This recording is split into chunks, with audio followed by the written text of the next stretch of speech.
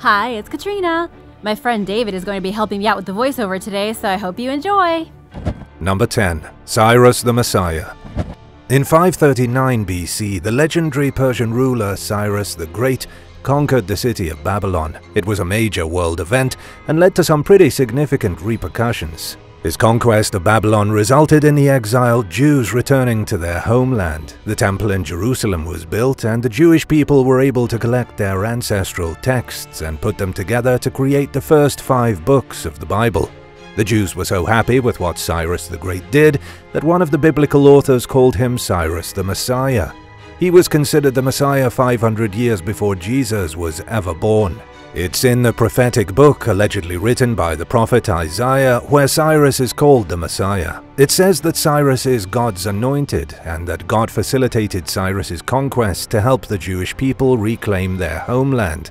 The book is an important piece of work for Christians because it contains most of the prophecies that were used later as predictions of the Messiah. However, these prophecies are now understood to be Jesus, not Cyrus. But if we look at the dates of these Christian texts, we can see that Isaiah is talking about the Persian king, not a carpenter who wouldn't be born for another half a millennia.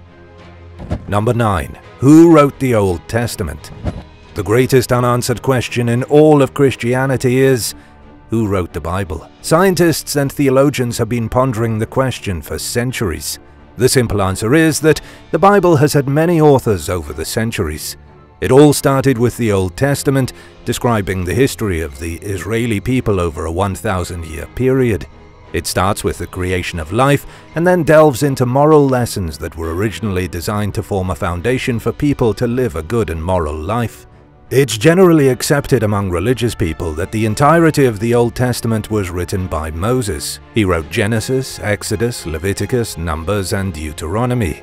These books make up the Torah, which is the same book as the Old Testament. However, certain parts of the book were written differently. Anyone studying the original script can see that the author or authors made some major mistakes. Joel Barden from the Yale Divinity School describes how the flood is a great example of some of these mistakes. It says in one sentence that Noah took 2 of every animal onto his ark.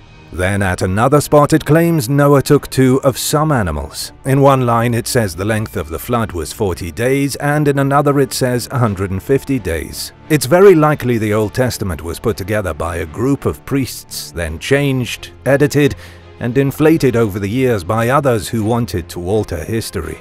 Number 8. The Apocrypha. The biblical Apocrypha is a collection of texts that have been purposely left out of the biblical canon. If it was up to the Roman Catholic Church, most of these texts would be obliterated and nobody would ever be able to read them. But just what in the world is biblical canon? Biblical canon is the official series of texts that specific communities regard as the Holy Bible. The issue is that there are a lot of different Christian and Jewish sects, such as Protestantism and Catholicism. Most of these groups differentiate themselves based on what they believe to be the indisputable Bible. And if the Bible is up for debate, or at least the authenticity of its books, then the legitimacy of the whole thing begins to fade. One of the major differences is between the proto-canonical texts and the deuterocanonical texts. The proto-canonical books include all of what is written in the Old Testament, the first books read by the earliest Christians who believed every single word. The deuterocanonical texts include additional stories that were written later and were adopted by the Catholic Church as legitimate. In this case, the Protestants disagree and regard these texts as forbidden, and this is where we get to the heart of it. There are hundreds of texts that were written throughout the centuries as extensions of original biblical stories, things like giants, the infant life of Christ, and other secret teachings. Many of these stories have pagan influences, which is why the church cut them from their version of the Bible. But the truth is that there is no single version, and that for over 2,000 years, the Bible has been cut, edited, and manipulated.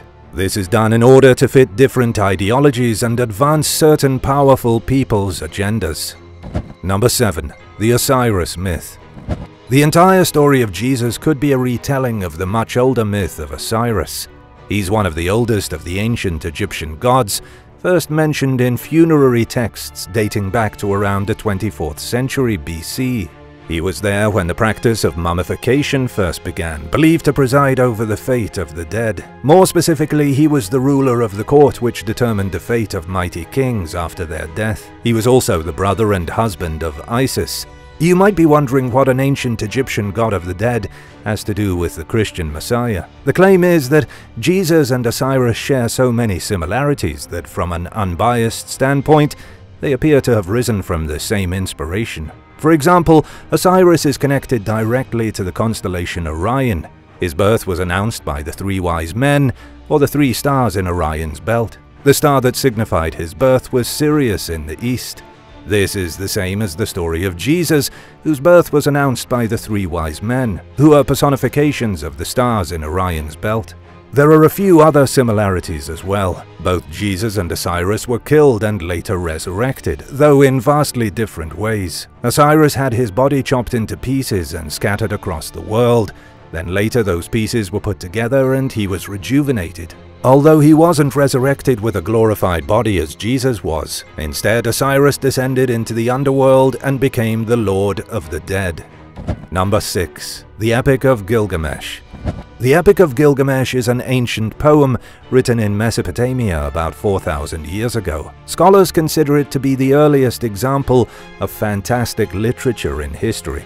It's also the second oldest religious text that we know about, younger only than the mysterious pyramid text from Egypt's Old Kingdom. The epic, written on a clay tablet, consists of Sumerian stories about Gilgamesh, the great king of Uruk. Kind of like the Bible, the Epic of Gilgamesh started as 5 small chapters, then later incorporated more stories and became a serious religious book. But unfortunately, very few tablets have survived to reveal the full texts. But enough has been deciphered that we can compare the Epic of Gilgamesh directly to the Christian Bible. Surprisingly, there's a lot of shockingly similar stories. For example, the book of Genesis and the Great Flood also appear in the Epic of Gilgamesh. Both stories talk about a great flood sweeping across the world. The only real difference is that Gilgamesh, who's the Jesus in the Sumerian stories, plays the role of Noah. Many biblical scholars even believe Gilgamesh and Noah were the same historical figure. Also, in the Epic of Gilgamesh, the flood only lasted 6 days and nights instead of 40 days and nights. But the reason for the flood is the same in both stories. Humans became too unruly and sinful, and so God sent the flood to destroy them. How long do you think the Great Flood really lasted? Let us know your thoughts in the comments below, and while you're at it, hit that subscribe button. Number 5. Yahweh. Yahweh is the original name for the God of the Israelites, the name that was revealed to Moses in the book of Exodus. But what happened to the name of Yahweh, and why is it no longer used? Did the Israelites of the Bible have a different God than the one worshipped by modern Christians? If the Old Testament is the same as the Hebrew Bible, don't Jewish and Christian people worship the same Creator? This is where Christianity can get extremely complicated. After the Jews were exiled from Babylon in the 6th century BC, they stopped calling their god Yahweh. They changed the name to Elohim, partly because Yahweh was considered too sacred to be uttered, and because Elohim implied the Israelites' God was the one true creator. About 1,000 years later, in the 6th century AD, Latin scholars changed the letters of Yahweh and turned the name into Jehovah, which is still used in Christian sects today. The truth is that the word God is not a name but a title. The Jewish people, who were the ones behind the creation of a one true God, worshipped Yahweh over 3,000 years ago during the Bronze Age. Yahweh was the original inspiration for the God worshipped by all the Abrahamic faiths of today, including Christianity, Judaism, and Islam. Number 4. Attis of Phrygia. Attis of Phrygia was the god of vegetation and the consort of the goddess Cybele in ancient Rome. According to the mythology, Attis was born from a virgin and was crucified on a tree. Then shortly after, Attis rose from the dead. If that sounds familiar, it's because Jesus had a very similar tale. Some have speculated that the tale of Jesus was copied from Attis of Phrygia. Either that or the cult of Attis stole their origin story from Jesus. The Attis cult began around the year 1250 BC, but it wasn't until the 4th century BC that Attis really became popular in the world of the Greeks. The basis of his story was that Attis was born through a bit of magic. His mother, Nana, a daughter of Sangarius, the river god, ate a fruit grown from a tree that sprang up from a pool of blood shed by the elder god Agdistus. Soon after, Nana found out she was pregnant and ended up giving birth to Attis. Her son then became a deity of vegetation. His story always revolved around his death and resurrection, representing the cycle by which vegetation is decreased in the summer and fall months and replenishes in the spring. He died in the winter, December 24th, and was resurrected again in the spring. It's just another example of how closely Jesus' story resembles other deities from the pagan world. Number 3. The mystery religions. In the early days of the Roman Empire, mystery religions were all the craze. It was a bizarre religious movement that appeared in the 1st century A.D., right around the time Christ was allegedly born, and lasted for 500 years. Mystery religions could be found in Greece, Turkey, Syria, Egypt, Persia, and of course Rome. We call them mystery religions because very little more than that is known about them. It became popular for niche groups, families, and closely knit organizations to practice rituals and ceremonies in total privacy. The whole thing about mystery religions was that they had to be kept secret. They were, in essence, cults worshipping obscure pagan deities. You've most likely heard of a few mystery cults that caught on in a big way, like the cult of Dionysus in Greece and the cult of Osiris in Egypt. But there were dozens, even hundreds more. Each one was different, depending on the cultural influences of the region and the myths associated with the cult's chosen deity. Many scholars believe Christianity, in order to gain popularity, took a lot of its original ideology from these same mystery religions. They didn't just copy stories like the birth of Osiris or take traits from the pagan god Attis, but they stole entire belief systems and incorporated them into Christianity. It was a clever way for Christians to gain more followers, eventually emerging as the most popular religion, destroying all the other mystery religions in its wake. Number 2. The Mithras myth. The cult of Christianity may have first emerged as an offshoot of the Roman cult of Mithras, which preceded Christianity by at least 600 years. Mithras was adopted by the Romans, taken from ancient Persia, and transformed into one of the most popular deities of the Roman Empire. The worship of Mithras peaked in the 2nd and 3rd centuries, at around the same time that Christianity was becoming popular. There's a possibility that the Mithras cult's ideologies and lore leaked into those of Christianity, or that they even spawned the story of Jesus themselves. The issue is that we have no written text describing the belief system of the Mithraic cult, and so the exact nature of Mithras is extremely mysterious.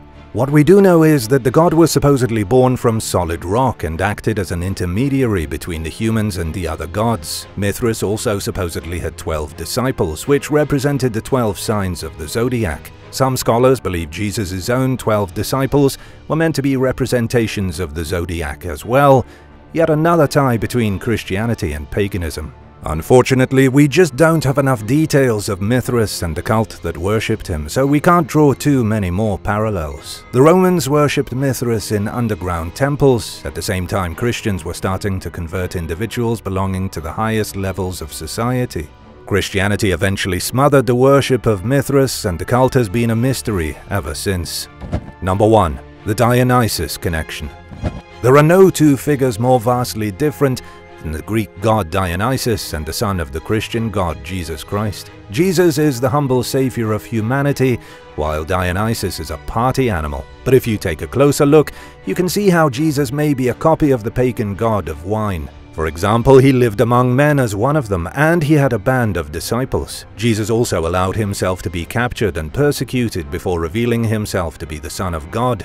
You can even see how the cult of Dionysus was used as groundwork for later Christian ideas. In the origin story of Dionysus, he's the son of Zeus and Persephone, the queen of the underworld. Zeus's wife becomes jealous and dismembers the child, then feeds the pieces to the Titan. The only part that's saved is his heart. Zeus finds out what happened and destroys the Titans in revenge. He then uses the heart to impregnate a human woman, thereby allowing Dionysus to be born a second time. This theme of being twice born was extremely important to the cult worshippers of Dionysus in ancient Greece.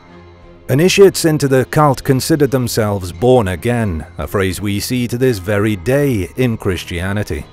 Do you think Jesus Christ was inspired by an older pagan religion? Let us know in the comments below. If you enjoyed today's video, be sure to subscribe to the channel. Thanks for watching, and we'll see you next time. Bye.